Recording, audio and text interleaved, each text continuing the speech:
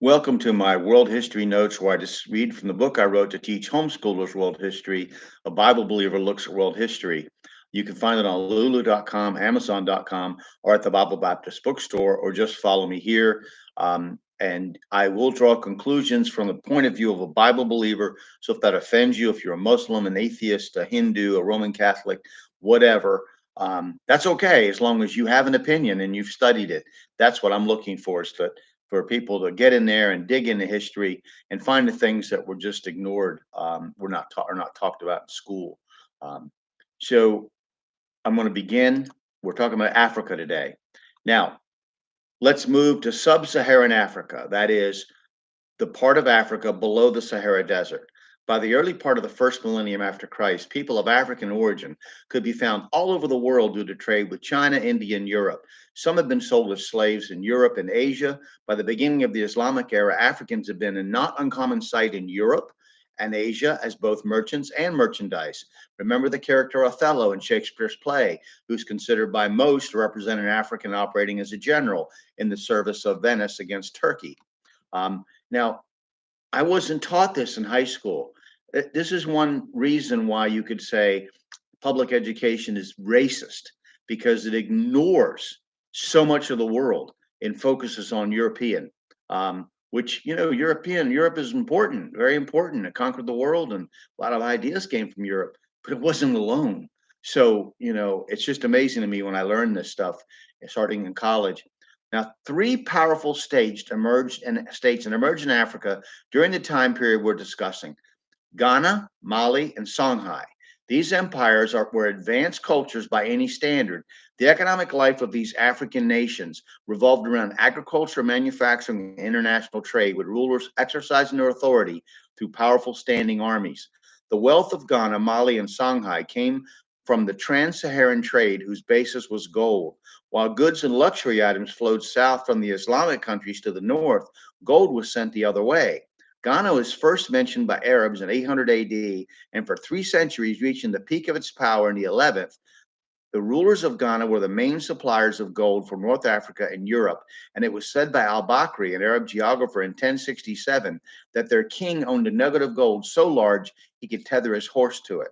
Tenkamenin ruled Ghana in the middle of the 11th century and had an army of 200,000 men and lived in a castle decorated with sculpture and painted windows. Finally, Ghana fell to Mali, which started out as a small state of the Mandingo tribe on the Niger River.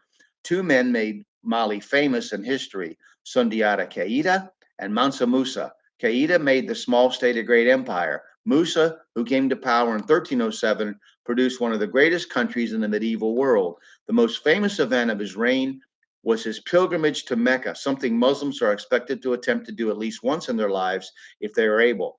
He had an entourage of 60,000 persons, including 12,000 servants, 500 servants, each carrying a 6 pound gold staff, walked in front of him.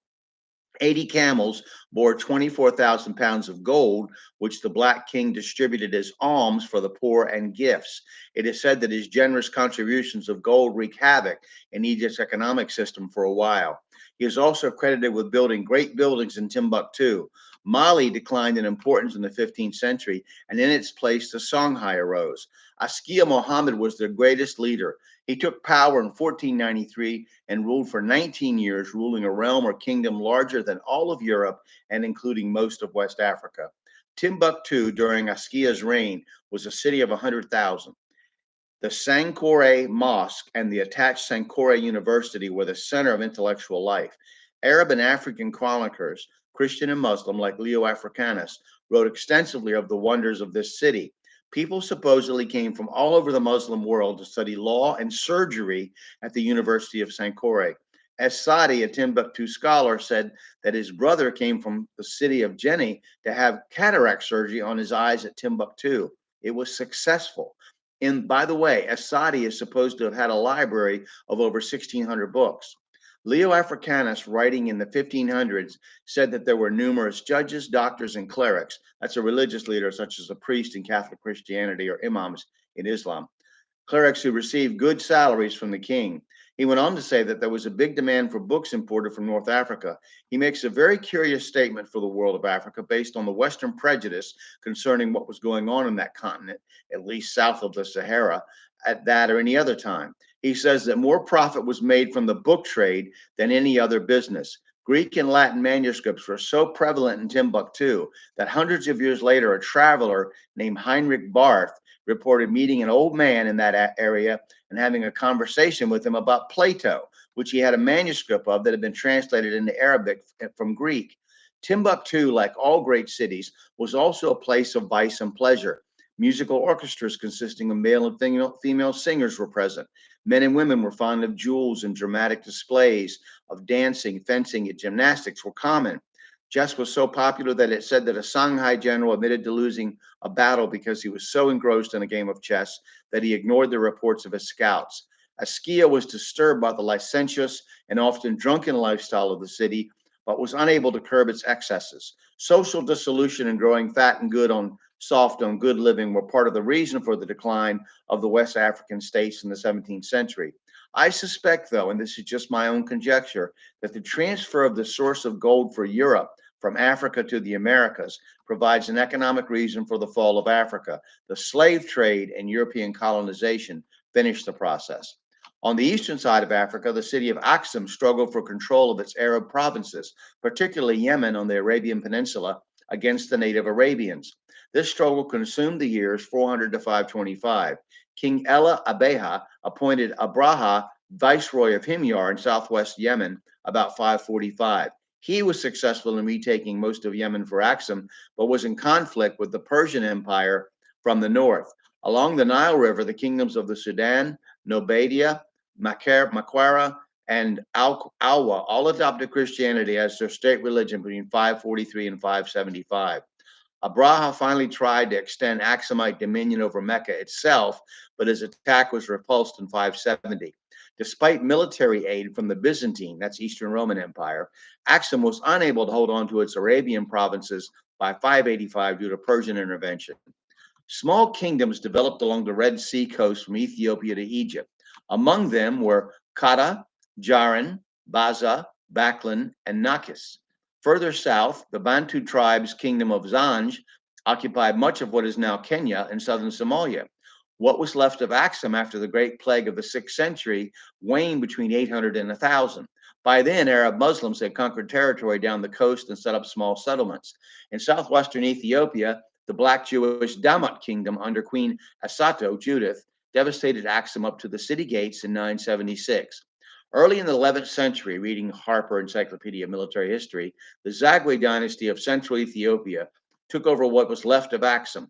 The kingdom became a refuge for Christian monks running from persecution in Muslim Egypt. The growth and power of Islam isolated Ethiopia, except for a few patches of territory on the Arabian Peninsula's coast with the Red Sea, which they ruled as late as 1200. Islamic traders continued to expand their influence on the coast of East Africa, and Mogadishu began to arise as an important trading settlement. Between 1075 and 1200, the Mali Muslims destroyed the Bantu kingdom of Zanj, and alongside the pagan Gala tribe, fought against the Christian kingdom of Ethiopia. In West Africa, the wealthy empire of Ghana, which had made so much from the, quote, silent trade of salt for gold, was forcibly converted to Islam between 1054 and 1076 by the Almoravid Berbers. Salt, from which, through the Roman army, we get the word salary and the phrase worth his salt, was left for those who mined gold and was replaced with an equal value of gold. This kept potentially hostile tribes from confrontation and made the great wealth of West African kingdoms possible. During the 11th century, there were built in Zimbabwe great stone structures. Zimbabwe itself means stone dwellings in Bantu. It became a ceremony and religious center for a large inland kingdom called Garanga, which traded with Arab merchants on the coast for glass and porcelain from China. Between 1200 and 1230, the Soso temporarily took over the ancient Ghanaian capital of Kumbi and conquered Mali under Sumanguru. This dominance was ended by Sundiata, previously mentioned, the founder of the Mali Empire. The Benin Kingdom of modern southwestern Nigeria rose to prominence in the late 1200s under the great Oba, or King Ewido. Moving forward between 1340 and 1360, several city-states arose in modern Nigeria of the Hausa ethnic group, including Yoruba, a language found today in Nigeria. The Congo kingdom first took form in or about 1350 around modern-day Songolo and was ruled by the Manikongo or king. West of Lake Chad was the kingdom of Kanem-Borno, which developed in the late 1300s. The Bantu ethnic group's language and culture of Swahili developed over this period, drawing, like English, loan words from other cultures, including Arabic and later English. The Zagway dynasty in Ethiopia ended around 1270, and Arab raids destroyed the Christian kingdom of Makwara.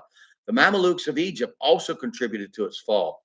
Finally, between 1314 and 1344, the great king of Ethiopia, Andat Seyon, defeated four coalitions of Muslims and conquered much territory, even intervening on behalf of Egyptian Coptic Christians with the Mamelukes of Egypt. It would be over 200 years before the Portuguese would form an alliance with Ethiopia to fight the Muslims. As you approach Africa south of the Sahara in the 1400s, you notice that the European starts to make inroads into it. Spain conquered the Canary Islands between 1402 and 1404.